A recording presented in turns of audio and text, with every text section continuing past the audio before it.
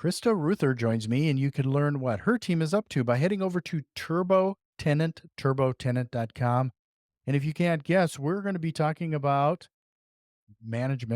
self managing property, real estate. So, really appreciate your time here today, as I know that a lot of solopreneurs, entrepreneurs, small business owners, we're all looking for a way to do this a lot better. So, thanks for your time.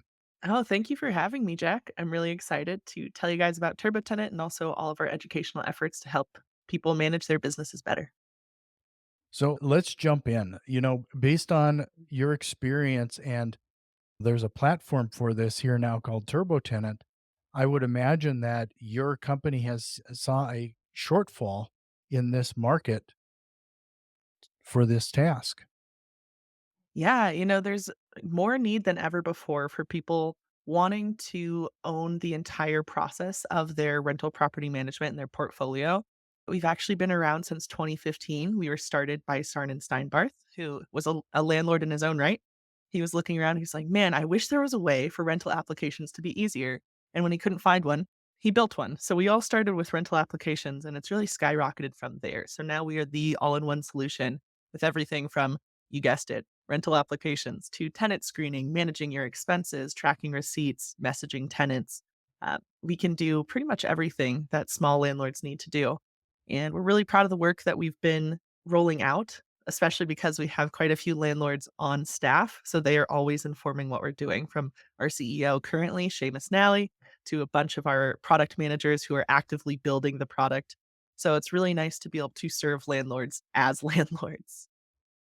Yeah, I think that's a pretty big differentiation there, is that you have people that actually do this versus some tech kid coming in and just pushing out something that he thinks he's going to make some money on. Right? I agree. I think it gives us a real insight into the actual pain points that landlords are seeing across America versus things that an algorithm would just spit out and say, yeah, this might be a good move for you to do.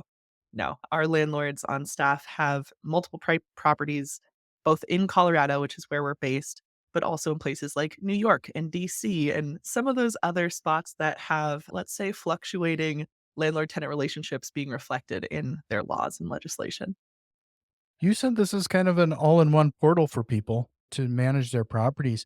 Can you kind of give us some bullet points as some of the highlights if somebody signed up for the account, what they'd expect to see? Yeah, so there is all sorts of different tools that you can leverage. I'll go through our highlight reel for you. So, our rental marketing is fantastic. If you are trying to find a tenant, whether your market is slow or you are somewhere with a really hot market, you want to make sure that you are putting together a listing that gives a really great first impression. So, we aim to make that as easy as possible for you. We have an AI description generator tool. So, if you're not feeling particularly creative that day, you can just click a button. We trained that AI on our fair housing course. So, trying to make it as easy as possible for you to stay compliant while finding really great tenants. We push out your listing across dozens of sites so you get to save some time and some money because you can do that for free on TurboTenant. And then we also mark each lead as they come in so you know which sites are working best for you and able to address any kind of idiosyncrasies that might pop up. Once you find a tenant or a couple tenants that you might want to move forward, we make that part easy too. You can have them fill out a pre-screener so you get a glance at what their qualifications are. And that way you're not wasting your time. We're really big on trying to save people time and make these decisions as streamlined as possible. So you find a tenant that you're excited about, they give you a good pre-screener, it looks like you match up. Well, you can fire off a rental application. We have an industry leading application. It's really easy to use. It's all online. They can either grab it after they've gone through the pre-screener process, or you can email it out, text it out, whatever works best for you. From there, there's tenant screening. Now, the landlord doesn't have to pay for tenant screening. That cost goes to the tenant. So, once again, free for landlords. And it pulls up all of the qualifying history that you might want to know. So, everything from evictions to criminal to credit scores, things of that nature. We have lease agreements too. So, you've got your tenant, you're excited about them, you've gone through everything. We have state specific lease agreements. You can either purchase them ad hoc or you can become a premium member and have unlimited state specific lease agreements. I'm really proud of those because our legal team stays on top of the ever changing legal landscape. So we're constantly updating those to make sure that our landlords are compliant and can trust the tools that we offer. Then, of course, we have rent collection. We make it really simple. We allow auto pay. We also have auto late fees. You can charge late fees by the day or by whatever makes sense for your business. And it's really nice that you can just enable your tenants to set it up once. They can kind of forget about it. You're always getting your money. And if you don't, we'll help track it down. We send late reminders and tell your tenants, hey, you are past due. You need to make sure that you are paying this charge, while also sending things like rent receipts. I think 18 states require people to send rent receipts, but that's one of those things that can easily fall into the back burner if you're just doing it solo. So don't worry about it anymore because we will do it for you.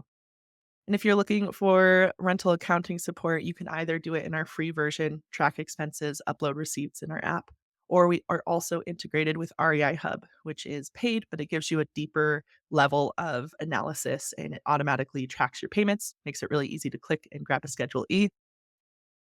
Yeah, well, that's quite a bit, so a couple of those things that I'd like to dive a little deeper in is you mentioned late fees.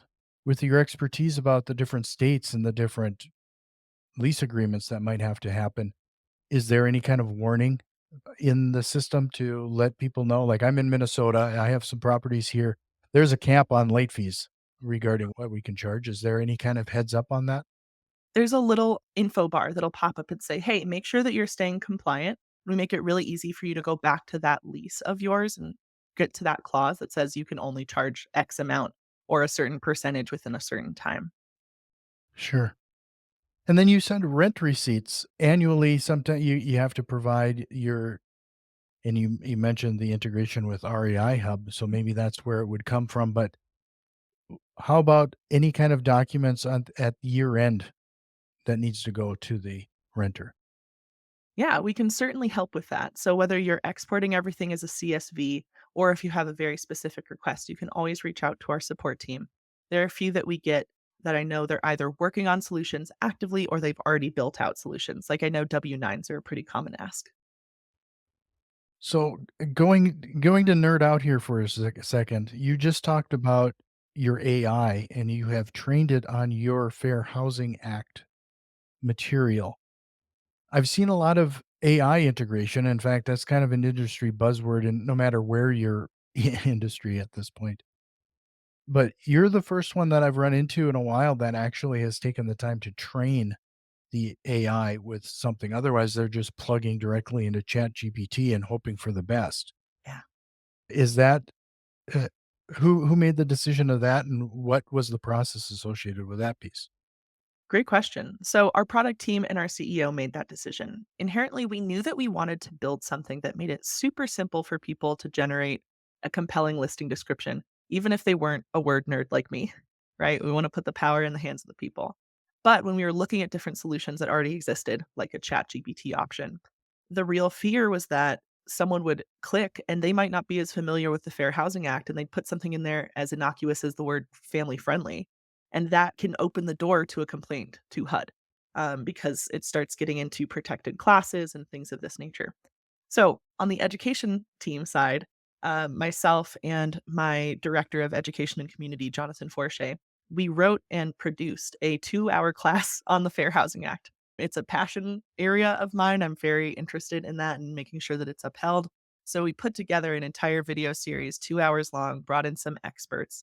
And when the product team was building out the AI listing generator, they said, okay, this is actually the perfect opportunity to repurpose this content and also make sure that it helps our landlords stay compliant. Now, I will always, always say if you're using AI, double check the output. At the end of the day, you want to make sure that it aligns with what you're actually trying to put into the world. But I'm really proud of the strides that we took to try and mitigate any issues that could pop up by training it very specifically on what to do and what not to do with the Fair Housing Act. Yeah, it's a way to mitigate some of that because it can hallucinate, and next thing you know, you're spewing stuff out that isn't true at all. Exactly. Exactly. Sure. All right. So this is another really cool one. This was on our lease agreement team. They created an AI lease tool audit. You can drop in an existing lease. Let's say that you've been using the same one for the last 15 years and you got it from your real estate agent that you no longer speak to. You can drop it into our system and it will flag where there could be potential violations, where there are clauses that you should look out for. It'll also give you the green light if things are looking great. but that's a good way to stay informed without having to go through the rigmarole of hiring a real estate attorney. Yeah, that's interesting. So, you're advancing along in this AI journey pretty quickly. You talked about the different leases for the different states. Are you doing your best to try to make them as landlord friendly as possible or bringing up things that a landlord might miss in this world of increased prices when it comes to utilities and everything else? We're trying to eke out every penny we can at the moment. So there might be some fees that we could charge that we might be missing. Mhm. So I think that's a really thoughtful way to go about it. And in fact, we do try and make sure that the leases have everything that a landlord could need. We also offer plenty of tool tips that say, hey, have you thought about this? Have you addressed ESAs? Have you addressed pets? Really to enable the landlord to build their own kind of journey with the lease agreement based on their unique portfolio and the relationship with their tenants. We also have a section for custom addendums or whatever else you need to add in there. So if you look through our standard lease and you say, this is great, but I want to make sure that I have this language about parking really well spelled out, or I want to make sure that I've been seeing issues with marijuana usage in different rentals. So I need to add in an addendum to address that. We also have plenty of educational resources to help you to that end. So I run a monthly webinar program. We covered marijuana this past April. And in that program, I go through and I say, hey, this is the sample lease language that I would put in my lease if I was concerned about this. This is also what you could do if you're in a state where marijuana is legal, but you want to make sure it's not in your property. So we're really trying to arm people with the information they need to customize that lease journey. So how does that work on your platform? Yeah. So evictions are a traumatic experience for everyone involved. They're super costly. We try and arm people with everything they need to avoid an eviction, right? So, partially that's education. Partially that's making sure that you know as soon as you log into your dashboard what's past due and who owes you money. If it comes down to an eviction, unfortunately, well, first of all, I will say having good documentation is critical. So if you are messaging tenants through Turbo Tenant, each of those messages has a timestamp that's going to really help you build a case. But we also have educational resources to help you make sure that you're following the laws in your specific state that you can go take at a glance. Additionally, we partner with Easy Evict. So if it gets to that point, there's no coming back. They make it pretty simple to move forward, regain your property. I think it's always hard to try and squeeze water from a stone, and you don't know if you're going to get the missed rent that you're owed, which is the leading cause for evictions currently. But at least you can regain control of your property through our partnership. Gives you a little bit of a discount, and then you can continue managing your business. Okay. So I'm just going to remind everybody to head over to turbotenant.com. That's turbotenant.com to learn a little bit more about this platform and what it can do for you. And if you found some value in what we're doing so far, do us a quick favor. Share this with one of your investor friends. And if you're watching us on YouTube, give us a quick like and subscribe. So I'd be curious, as you've mentioned REI Hub and Easy Evict at this point, what other integrations do you have going on, or do you have an open API where anybody can incorporate almost anything? Our developers are so good. We could pretty much incorporate anything.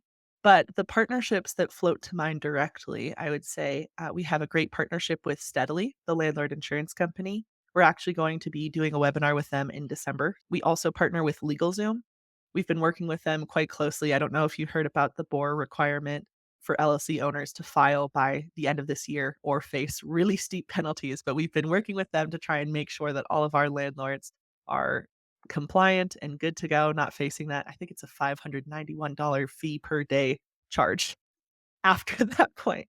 But really, we are always on the lookout for partnerships that are going to enrich our landlords' experiences and our tenants as well. So we also partner with a company called Livable on the tenant side, which allows them to create their own rent payment plan.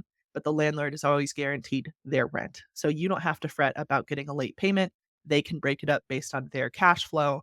And there's a whole underwriting process to ensure that risk is mitigated as much as possible.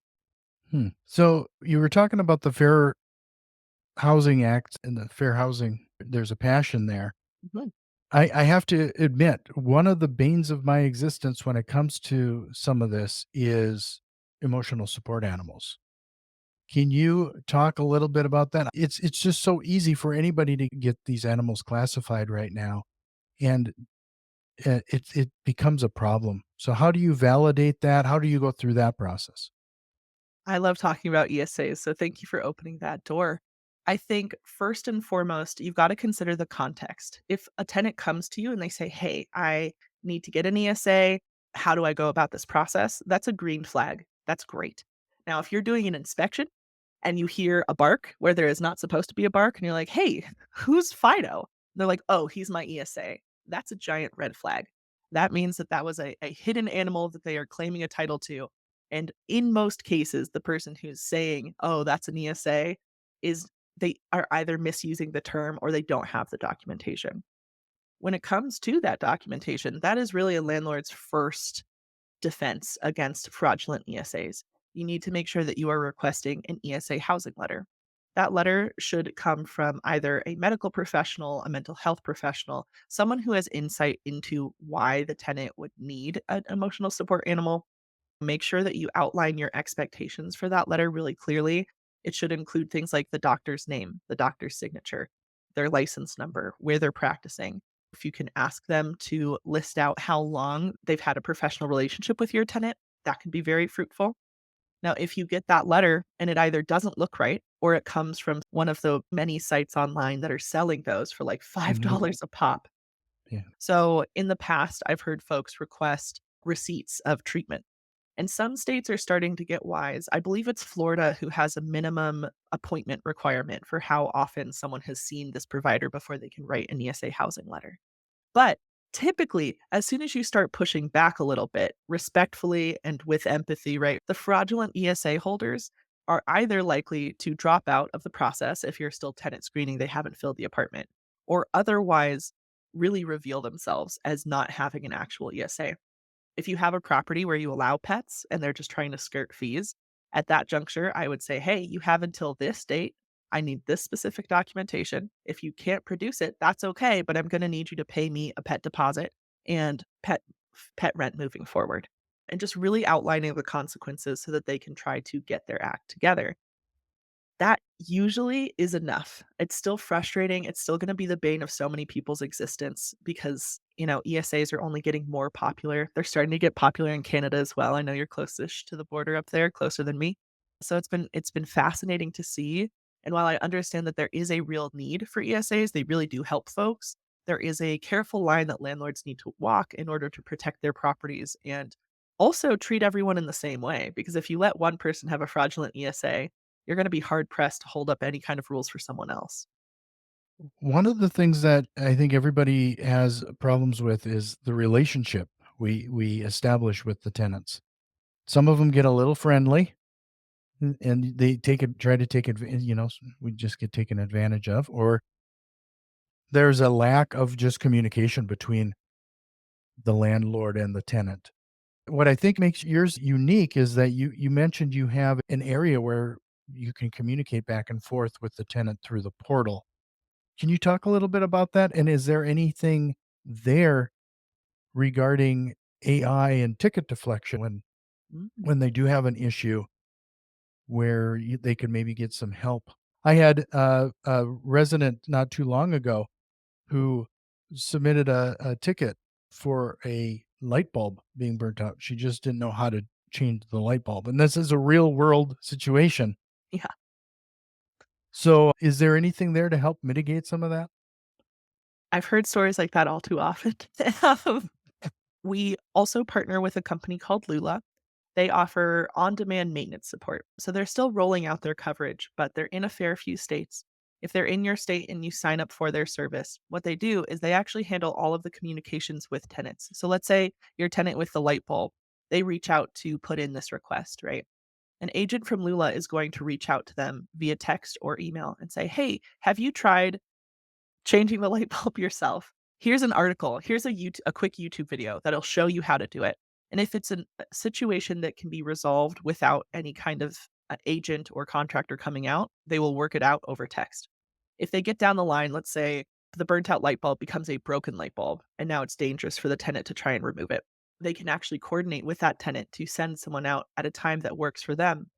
And as part of that ticket deflection, you as the landlord have a certain cap where you say, okay, anything under this dollar amount for a job, I don't really mind. I don't need to know about it. And they will just come out, do the work, they'll take pictures, they will make sure that they follow up with the tenant afterward so that they're satisfied, and then you get the report afterward. If it's over that dollar threshold, then you get a notification that says, hey, the tenant said this, here's the situation that we know thus far, pictures and video as applicable. How would you like to move forward? So that's pretty great for the ticket deflection side on maintenance. I'd say in terms of the communication aspect with our messaging system, we are looking into different ways to integrate AI there. We just want to make sure it's top of the line before we roll it out. Sure. So you've probably have seen all walks of life when it comes to landlords using your platform. Can you tell me what are some of the biggest issues that some of them have faced, and maybe even share a story or two about to how your platform was able to correct it? I would say there have been no shortage of issues, right? Everyone's investment journey is unique.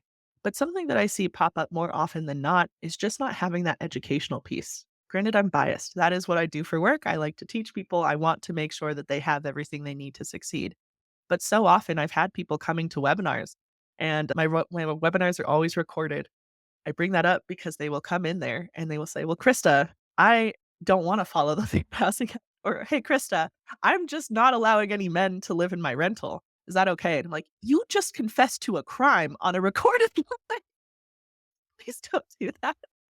And so with that, what we're trying to do is make sure that anytime one of those needs arise, we can produce content specifically for it.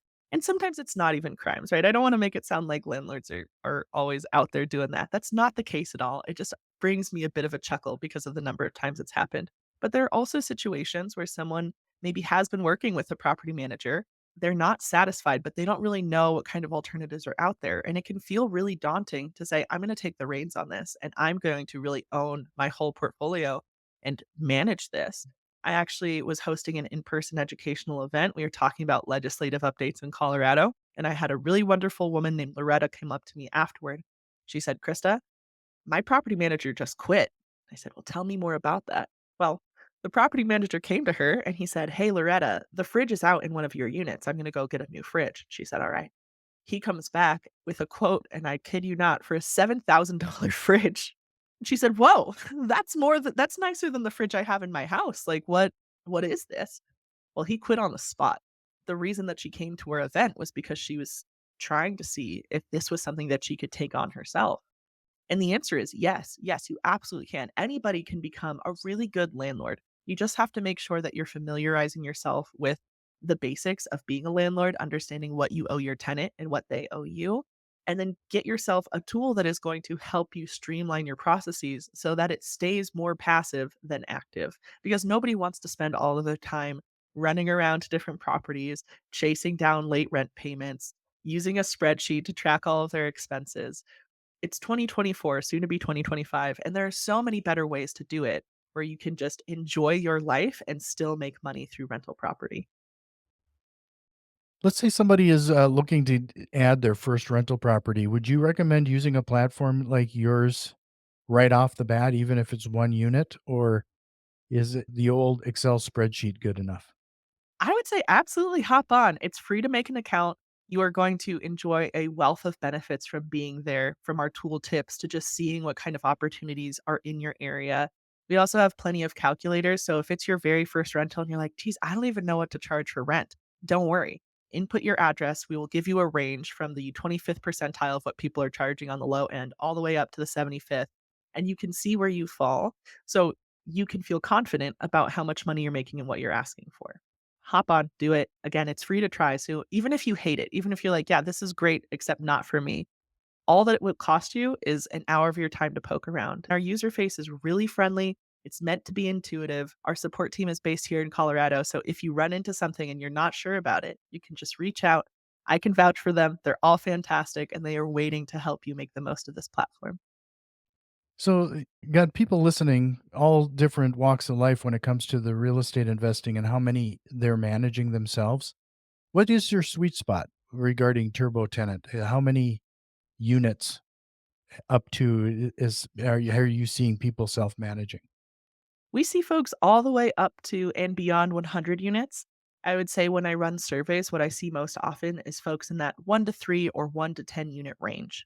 But we can span the gambit no matter what kind of property you have. Our focus is largely residential, but if you have other use cases, you can come on by too. Okay. Well, before we jump into the rapid fire questions, Krista, is there a question or concept we should have tried to cover here before we dive in? Such a thoughtful question. I truly believe that's one of the most critical aspects of building a business that's going to last long term and build wealth, not only for yourself, but for your generations to come. In order to do that, I highly encourage folks to think of their tenants like business partners. You don't have to get too friendly, they don't have to be your best friend.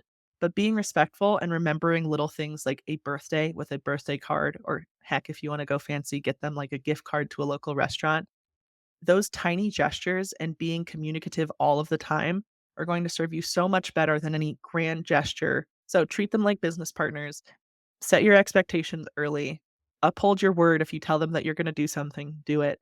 And that will really help you not only with this particular tenant, but it opens the door for word of mouth marketing. Where if you're a really good landlord to a tenant, if they know someone who's looking for a unit, they're going to think of you first and they're going to reach out, which can pay off in spades down the line.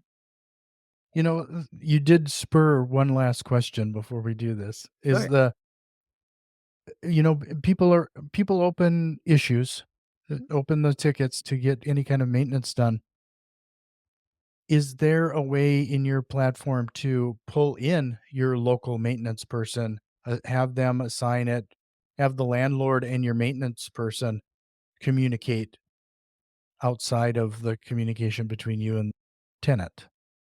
Yeah. So there are two ways to go about it if you want to pull in an external member. One, we have multi user access, which is a tech way of saying that many people can get in and access your account with their own specific logins. So if you want to set up your favorite contractor with a login so that they can keep track of tickets as they roll in, you certainly can.